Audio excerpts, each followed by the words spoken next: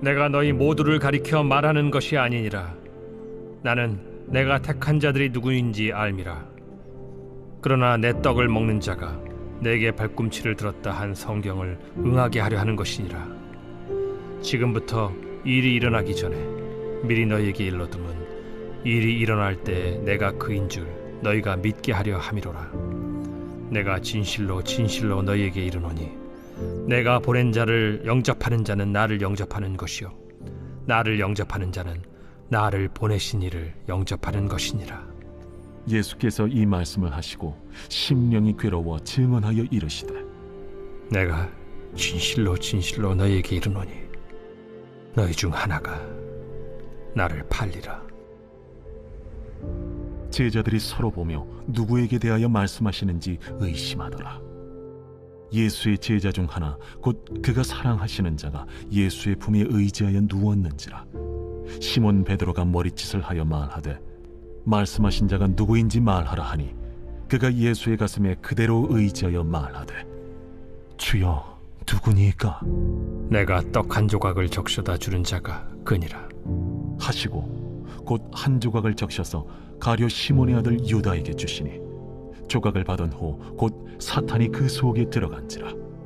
이에 예수께서 유다에게 이르시되 네가 하는 일을 속히 하라.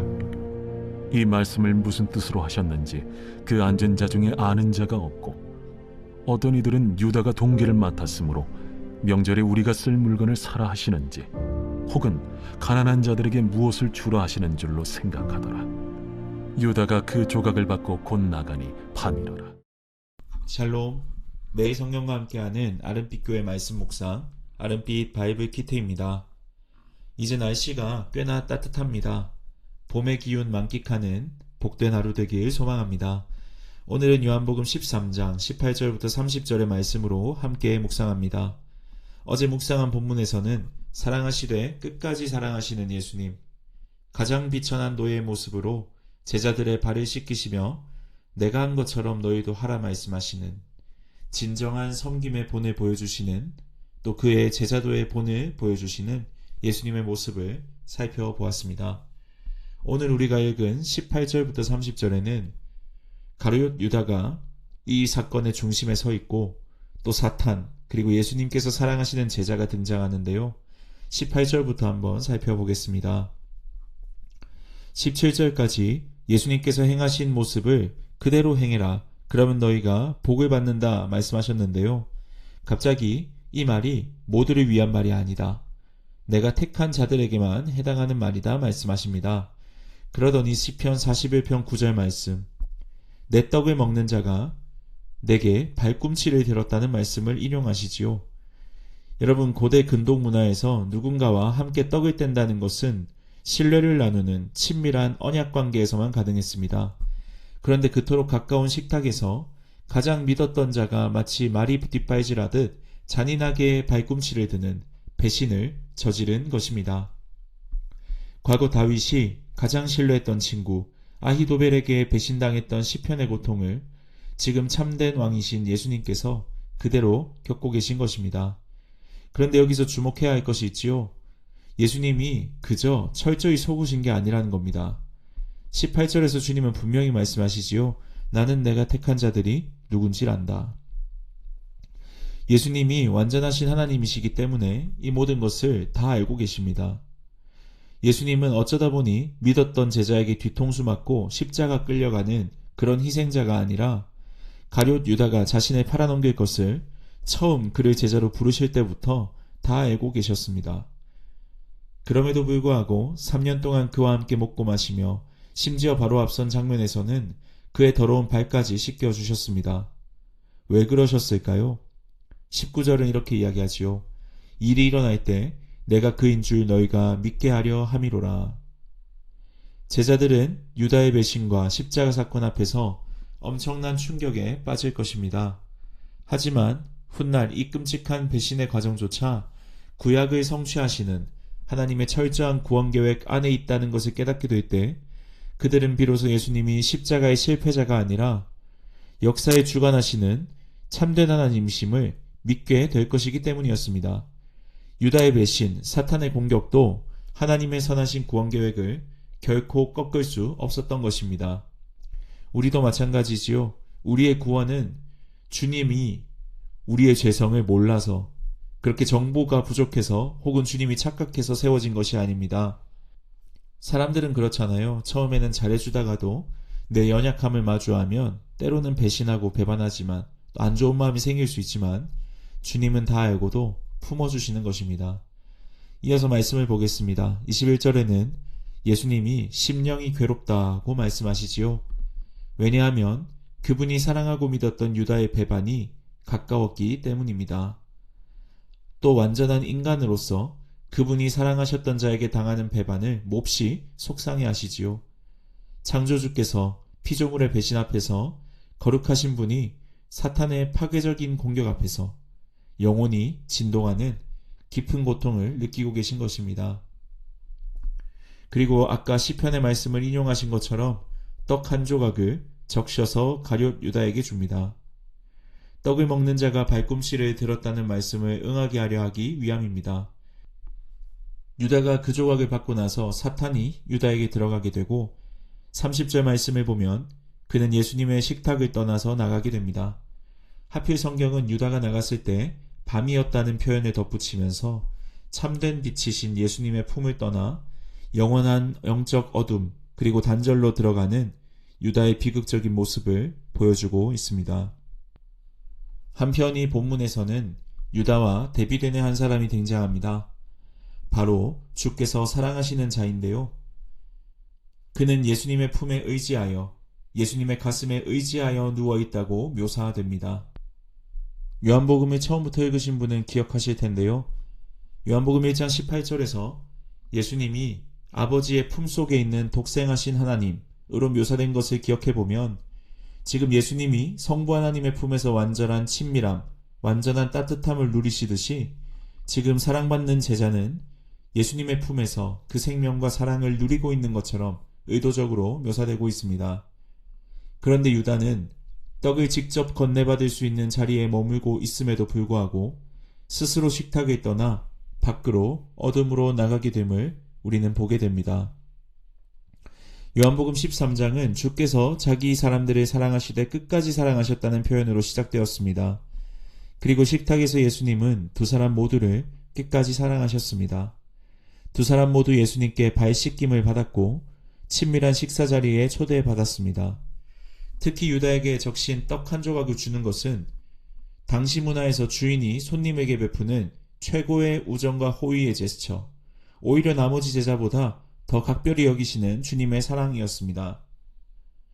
사랑받는 제자는 그 사랑에 기대어 주님의 마음을 물었지만 큰 사랑을 받았던 유다는 주님의 가장 따뜻한 그 사랑의 떡을 받는 그 순간 마음을 완악하게 닫아버리고 사탄을 마음속에 영접했습니다.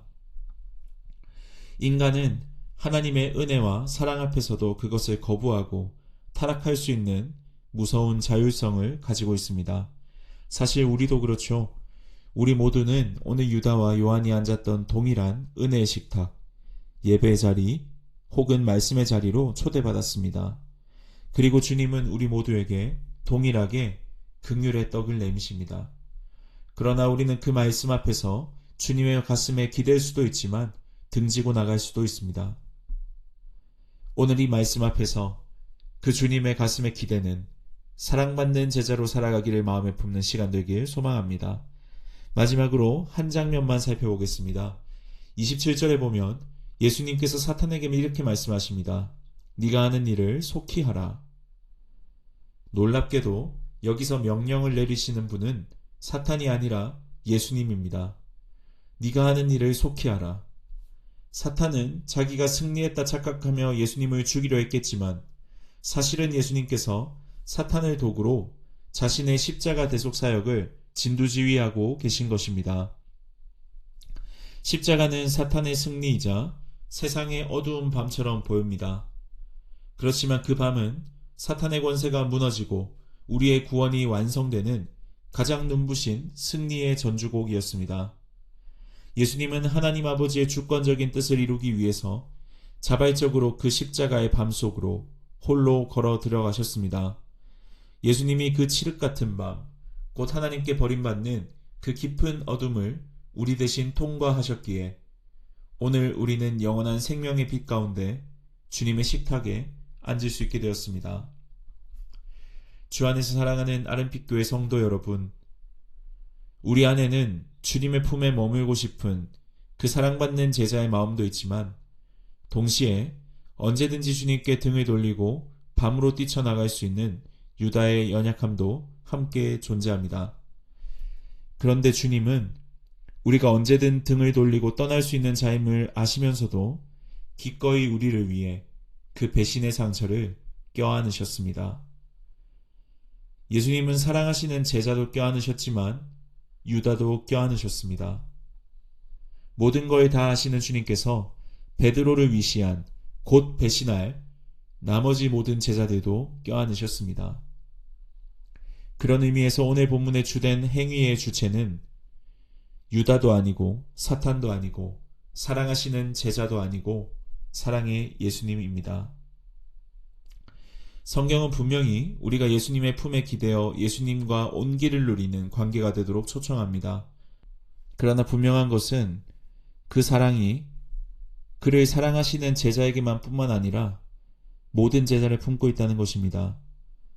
유다의 배반도 사탄과 동일시되는 거짓과 죽음의 세력도 최종 결론이 될 수 없다는 확신이 이 속에 담겨 있습니다.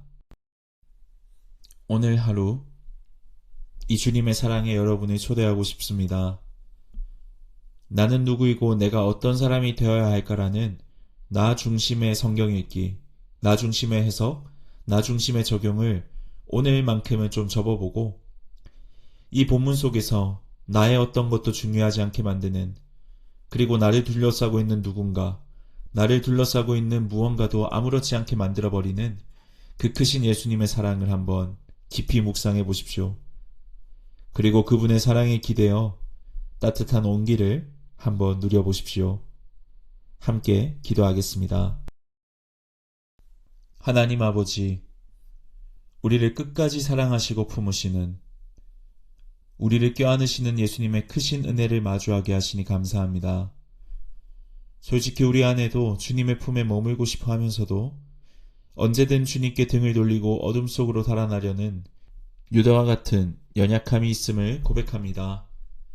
그러나 주님은 이런 우리의 연약함과 배신마저 다 하시면서도 우리를 내치지 않으시는 분임을 오늘 말씀을 통해 보게 됩니다. 오히려 우리를 살리시기 위해 홀로 십자가의 그 깊고 어두운 밤을 통과하셨음을 믿습니다.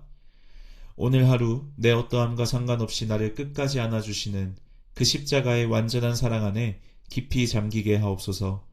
우리의 어떤 실패도 세상의 어떠한 어둠도 주님의 완전한 사랑을 결코 끊어낼 수 없음을 믿습니다. 오늘 하루 우리의 모든 삶의 자리에 그 은혜가 덮이게 하시고 주님의 따뜻한 가슴에 기대어 참된 평안과 온기를 누리는 복된 하루가 되게 하여 주옵소서. 우리를 끝까지 사랑하시는 예수님의 이름으로 기도합니다. 아멘.